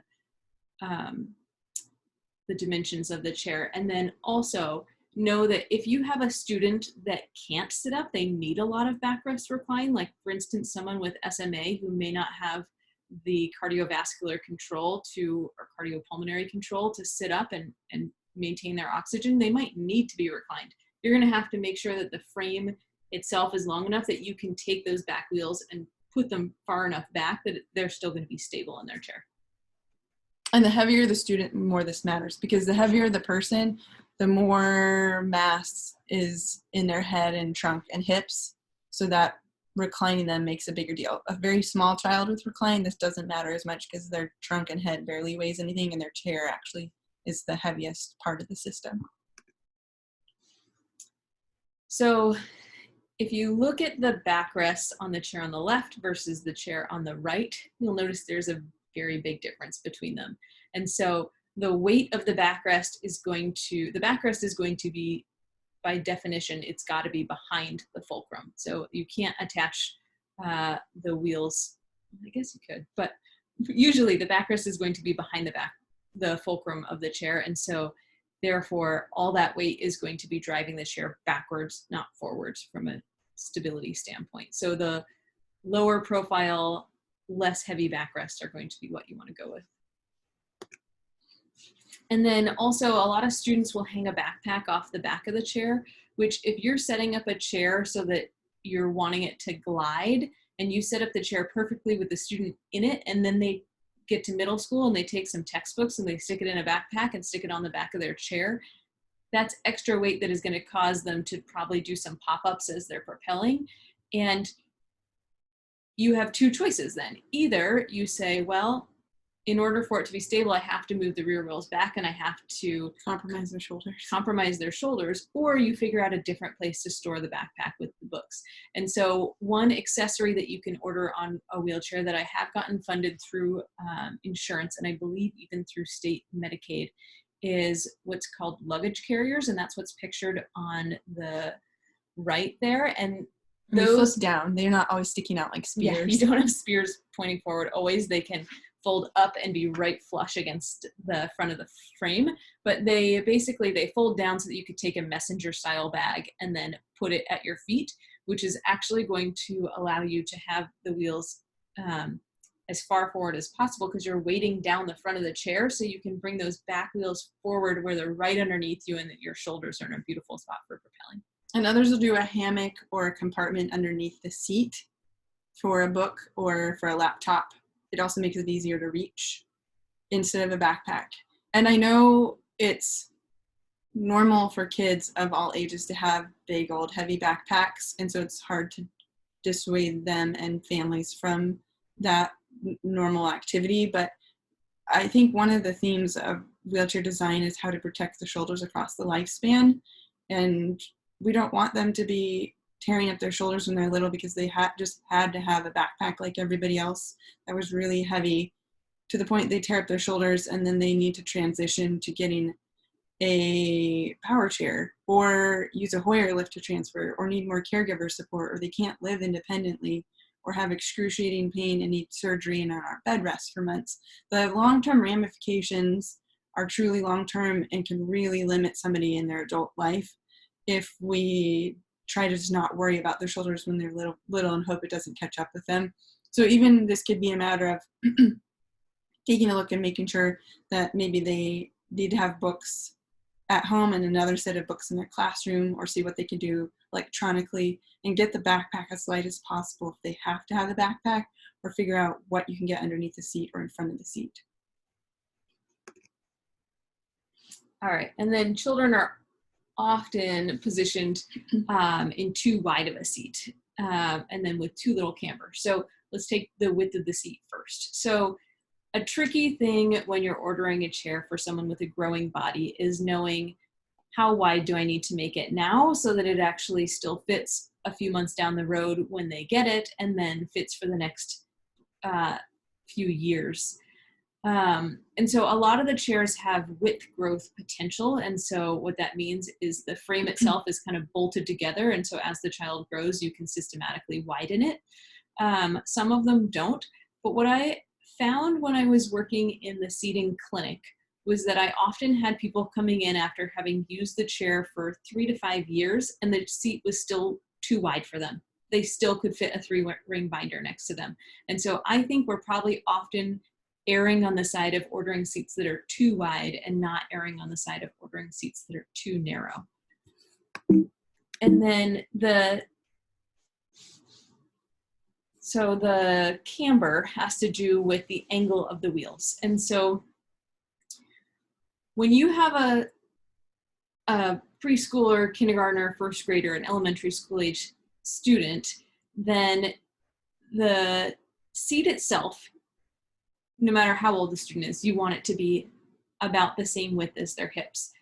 But when you're talking about an ultralight wheelchair, from the side of the seat, there's going to be a bit of spacing before the wheel attaches. And when the seat is really small with a elementary school age student, then that extra spacing just to attach the wheels, even if you have the seat pan itself as tight as you can, they're still going to end up out here just because relative to their body, that extra wheel spacing is huge. And so they're having to reach up and over the wheels to get to, over the tire to get to the handrim. So one trick that I have started using is adding more camber to the wheels. So that means angling the wheels so they're narrower at the top, wider at the bottom. What that does is it allows a student to be able to reach straight down and get to the hand rim instead of having to reach out and around and over the tire to get to it when they've got a really small body.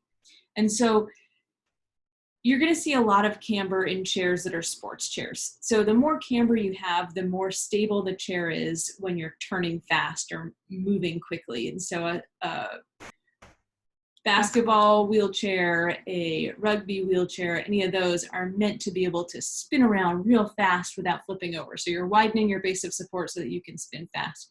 The benefit is that it's bringing the top of the wheel closer to you so that your arms and shoulders are in a better spot for propelling. When you have someone, but if you have someone, like if you took an adult and you put them in a bunch of camber, they're not going to make it through doorways. So you have to pay attention to doorway width. Because when you add camber, it brings the wheels out further to make the overall chair wider.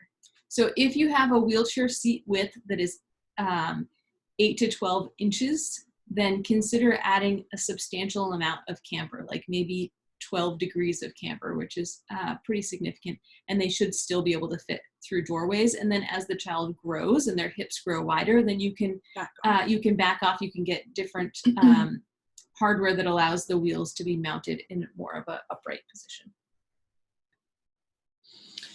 Okay, so with the posterior stability, we said we want people to be able to wheel down a level surface without unintentional wheelies, but that when they need to do a pop-up to clear a threshold or cross other uneven terrain, that it's easy to do so.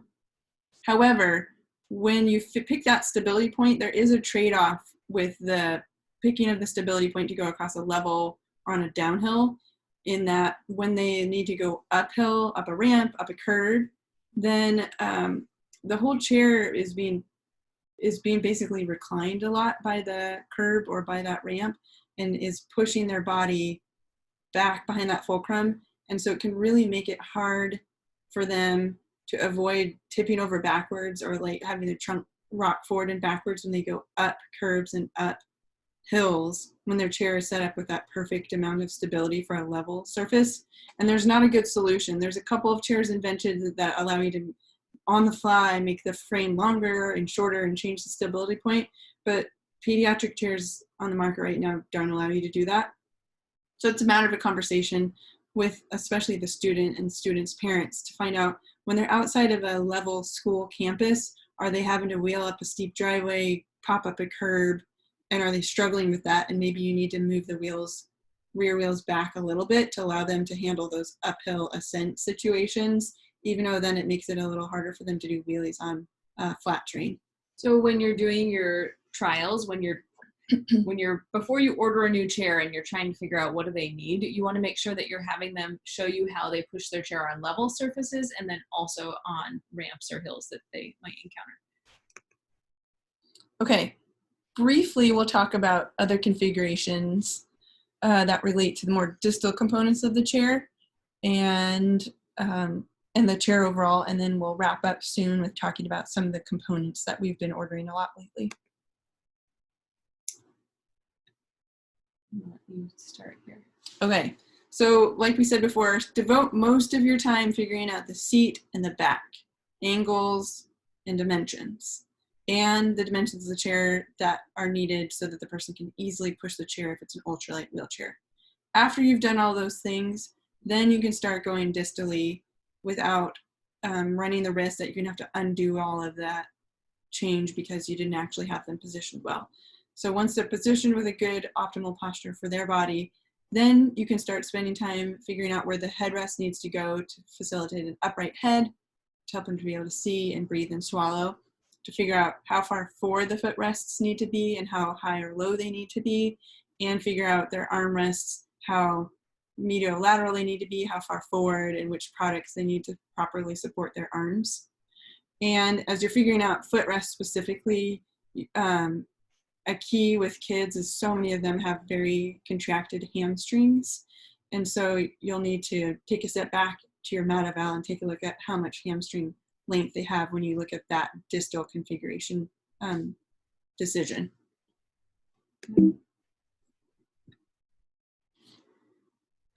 So when you're doing your mat evaluation, you're going to check their popliteal angle. And so when we're trying to figure out how long is their hamstring, we want to check it in, we want to use a popliteal angle instead of a straight leg raise to check this, because that's going to most mimic the position that someone's going to be in sitting. And what I have found is that more times than not, when I'm looking at someone sitting in their existing wheelchair, if it looks like the seat is not long enough, the seat depth is too short, it is often because they have hamstring tone and the seat is actually too long, or the foot plate is mounted too far forward. And so by tensioning their hamstring when they're sitting in, like we get them sitting in their wheelchair how it's intended to have them sit, but that if that's constantly giving them a hamstring stretch, that's a noxious stimulus. And so it's going to trigger their tone, and it's going to just trigger them to wiggle and scoot their hips forward and straighten their knee, triggering extension tone in the knee. And then you're in a death spiral of ordering a longer and longer seat and putting them in more and more of a hamstring stretch and causing terrible posture on accident. Yeah, so first things first, take their foot off the foot plate and just see where their foot naturally goes. So get their hips all the way back in the chair and tuck their feet and just see, now does the seat look like it's an appropriate angle? So, or length. And so that's what you're going to, so that's describing what you're going to do when they're in their chair. When they're on the mat, you're going to have them lay on their back, measure their popliteal angle. It's a confusing measurement in that when you're talking about the hanger angle or the front end angle of a wheelchair, it's measuring the opposite side to what you're measuring in a popliteal angle. So popliteal angle, you're measuring just like what it shows here, you're measuring from vertical, how much are they lacking? How close are they to 90 versus vertical? So like a fully extended knee versus a knee in 90 degrees of flexion. On a wheelchair, you're not measuring this side, which would be the exact same thing. You're measuring this side, but conveniently, with what we know from mathematics, those should be equal. So equal opposite angles, is that what it's called? I think so. Don't worry about the math, just know that this angle equals this angle. And similar to our confusing discussion on true hip flexion and seat to back angle, don't force them into the end range of a hamstring stretch when you pick how far forward the footrest is supposed to be on their wheelchair. Yes. Back off at least 5 degrees from their end range. Okay, so to wrap up on configurations, take a step back from the minutia of the chair and look at how big the chair is in general, because you want to make sure that the new chair does not cause accessibility options for them to get around in their home, especially in a tight bathroom space or in the school, because you made the new chair really long because you wanted it to have such great posterior stability, and now it doesn't fit anywhere, or it's too wide, or it's too much camber. And that's tricky if you're figuring out their home needs, unless you can do a home visit.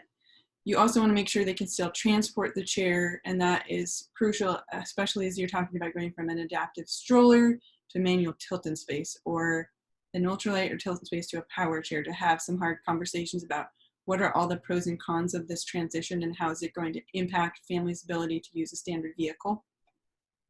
And you're looking big picture at how do all the configuration changes that you're planning on making impact the chair's anterior stability, lateral stability, and posterior stability.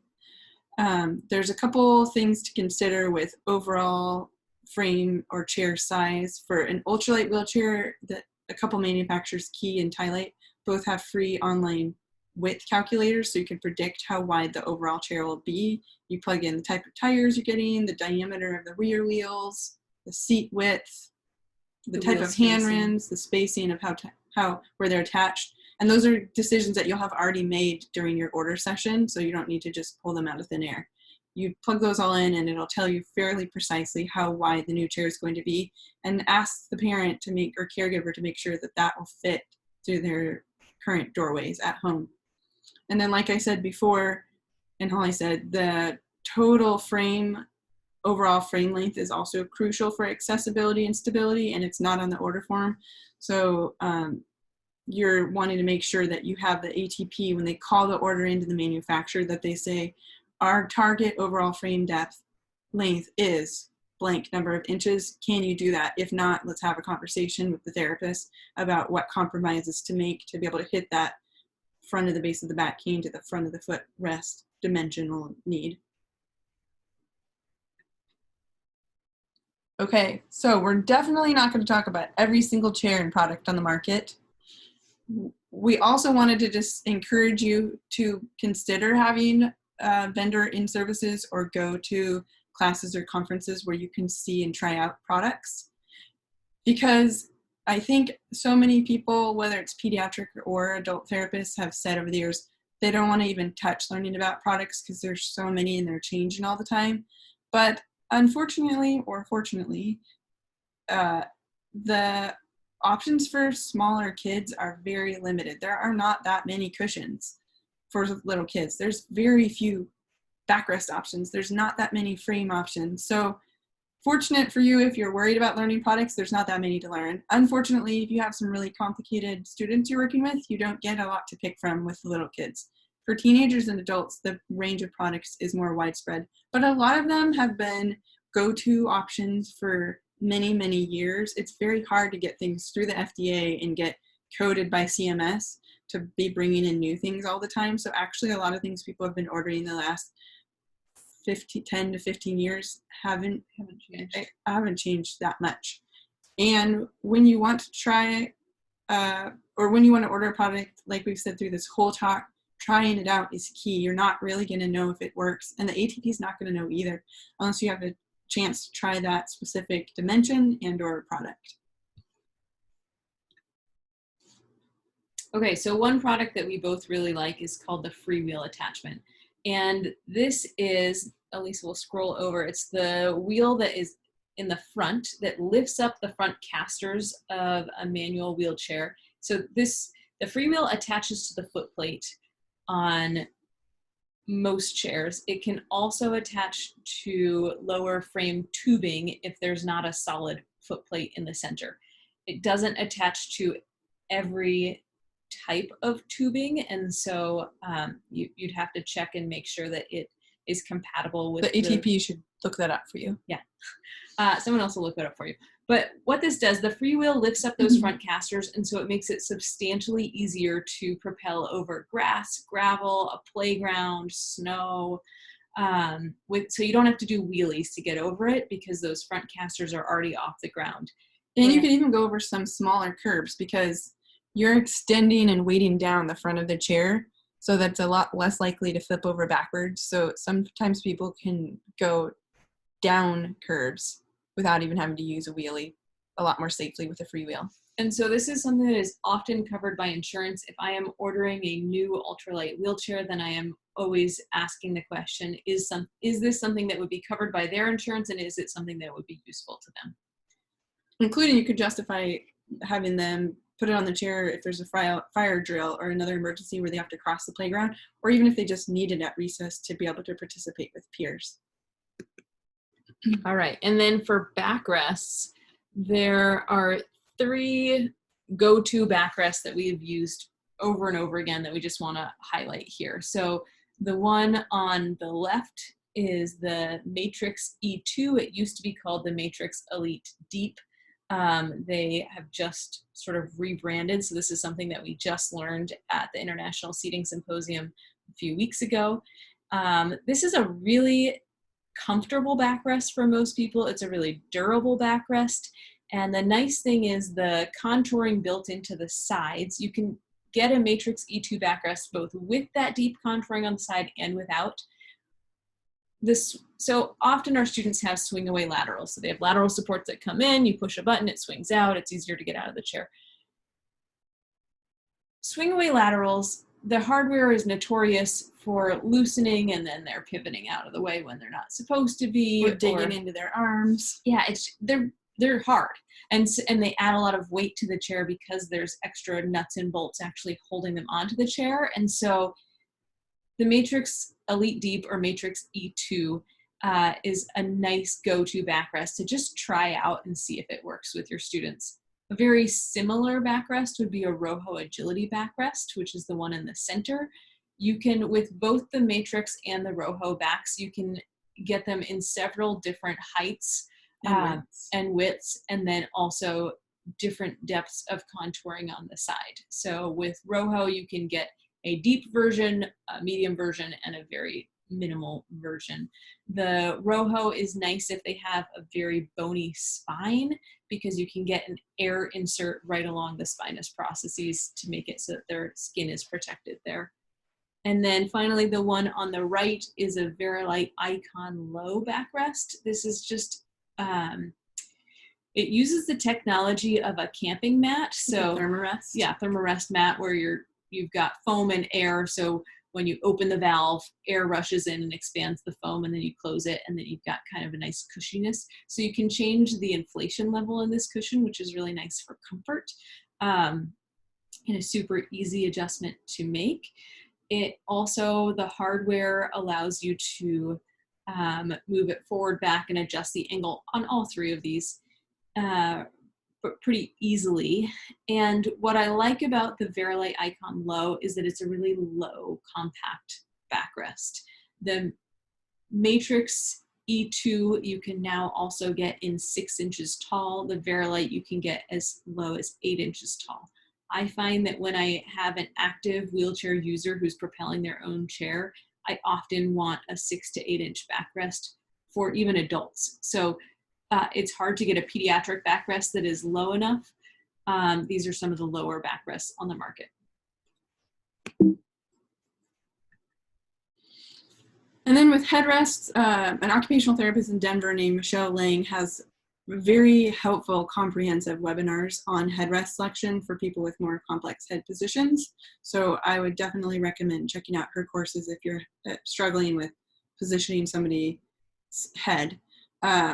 For kids or adults with significant dystonia impacting their trunk and head, where they're having lots of movement, maybe lots of rotation, we both have ordered the Whitmire Adjust-A-Plush quite a bit because you can get it in a very wide panel, a tall panel. It's thickly padded, and you can get a stretchy cover on it. So it gives them plenty of room to move and less likely chances of getting abrasions or like rubbing of their head on this style of headrest. And sometimes with people with dystonia, we'll actually get it so tall and wide that we mount it all the way at the top of the backrest so that when they're rotating or moving around a lot, they don't get their head trapped underneath the headrest, between the headrest and the back. If you have somebody who has a lot of weakness or contractures, this is not going to give you precise positioning of their head, but it is nice for people who are just more moving around so much and having high tone that their head's all over the place so that they have a soft, safe place for their head to land and not get stuck. The other nice thing about this particular headrest is it's super wide. You can order it in different sizes so you can determine how tall and how wide you want it. Sometimes I have erred on too big and I got it and it seems like Really heavy and big. Like giant compared to the child. And so then I've had to be like, nope, I actually wanted the small. So another good thing to just take some measurements and determine how tall and how wide you want it with the ATP before you order it. But there's two joints in it. So there's the center part and then there's two wings, and you can determine how close or how wide they are. So you can contour the headrest. Yeah, so it's really nice. So if you have someone whose head is constantly falling to one side, you just bring that in and then they're stopped. They can't go out to the side. Or if you have someone whose head is falling under and behind a headrest, you kind of adjust it wider so that it catches their head and doesn't allow their head to fall back between the headrest and the backrest shell. And then for forearm support, there's a number of different good options. Well, there's not that many options. We wish that there were many options for arm and hand support, but that there never were many, and actually some of the companies have gotten bought out or closed. So that's why we can have a quick highlight reel of armrest options, because there aren't very many of them. Go ahead. So for a trough, the most common options are from AEL, which has a plastic trough with a neoprene cover on it. This is the one we had at our meeting in January for shoreline therapists. And for people who have hemiplegia, we order it all the time on lightweight chairs. We also order it a lot on power chairs. And it is not particularly adjustable, but it's pretty straightforward and gives some lateral, posterior, and medial support. You can get it with or without a wrist strap. I have tried getting a wrist strap for somebody with dystonia, and they immediately had their arm covered in abrasions. And then if they had the strap removed, they were scraping their arm along the side of the trough. So somebody who has dystonia or other high tone patterns, it's not a great idea. Instead, consider something like the Comfort Company lateral roll or lateral roll low profile, which has stretchy fabric and it's really soft and it lets their arm land all over the place without getting abrasions. It doesn't help a lot with positioning, but it protects them from their own armrest. Yeah, so think of someone where you just want to stick a pillow everywhere to protect them from the metal parts of the frame. This is your solution. So it just is essentially a big foam wraparound for the armrest. I've also used it on a back cane when I've had someone who had some ataxia and dystonia, affectoid movements that were just like constantly hitting their arm on the back cane. I just took this foam roll and then put it over it. It's like a better version of a pool noodle. And then a second type of arm trough that a lot of people who have higher level spinal cord injuries prefer is often the Ottobock arm trough. It's a little bit softer and can come with a modular hand pad to support their hand in a more natural position. So Todd Stablefelt is an advocate for assistive technology and universal design with smart homes. And so his chair shows him using an Ottobock trough and hand pad. Okay, the grand finale component. So with manual tilt and space chairs, there's two different types of tilt mechanisms that you can have. You can have a pin system or a track system. So a pin system is the one on the left. The pin is the silver metal piece that Elisa is showing you. And basically it's a hydraulic thing where you squeeze some levers, often at the handlebars, or push a button with your foot underneath the chair, and the hydraulics will shift so that you can tilt forward or back. If you have a student who is very active in their chair or is very heavy, then when you release the lever, when you squeeze the levers to release the mechanism that is holding the chair at a specific spot, It's like a roller coaster. they can go very fast. And so I once got it for a student who tended to throw his body forward really fast, and he did that at home while his mom had pushed the button and the whole chair flipped forward. We then had to switch to a track style chair because clearly that is not a safe thing.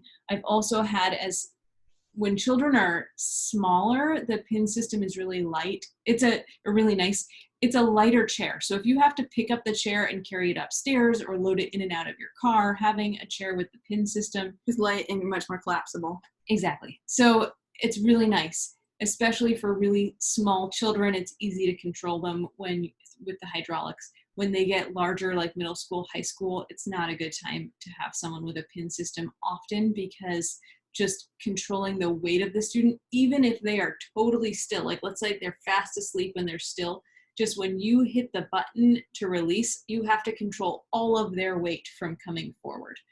Versus a track system, the track is much heavier.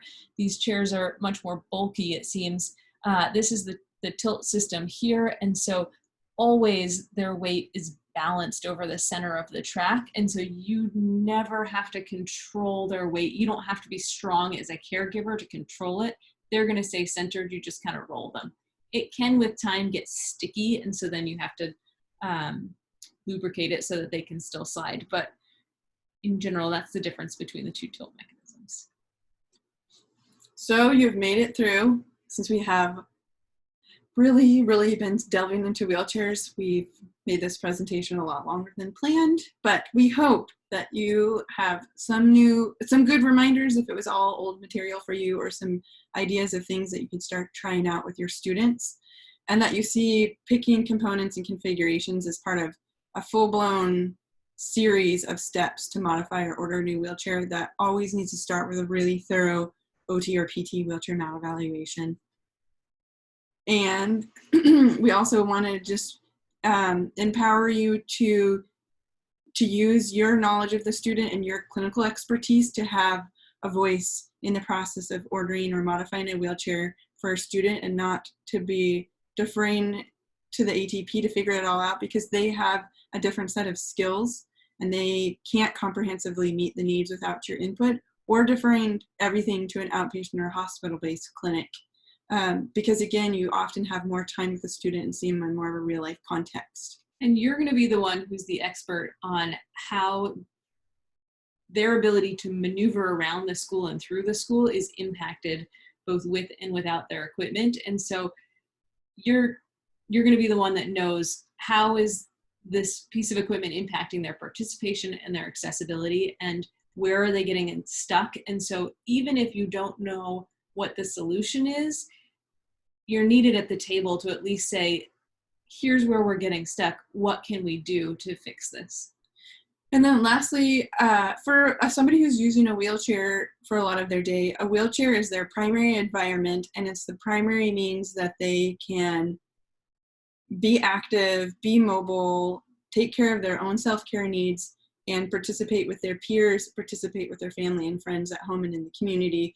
So a wheelchair shouldn't be an afterthought or something that somebody gets to later. It's an integral part of holistically meeting a person's need for people with physical disabilities. So whether you work in any of the settings of PT and OT, if possible, just keep being curious and keep experimenting and collaborating with other people so that you can holistically meet the needs of people with disabilities by taking a closer look at their wheelchair.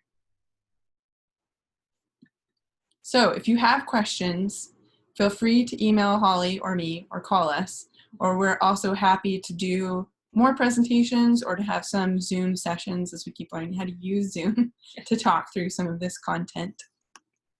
And here are some of the resources that are free documents, free videos that you're welcome to check out or see the sources that we mentioned throughout this presentation. Thanks so much for watching. Yeah, thanks.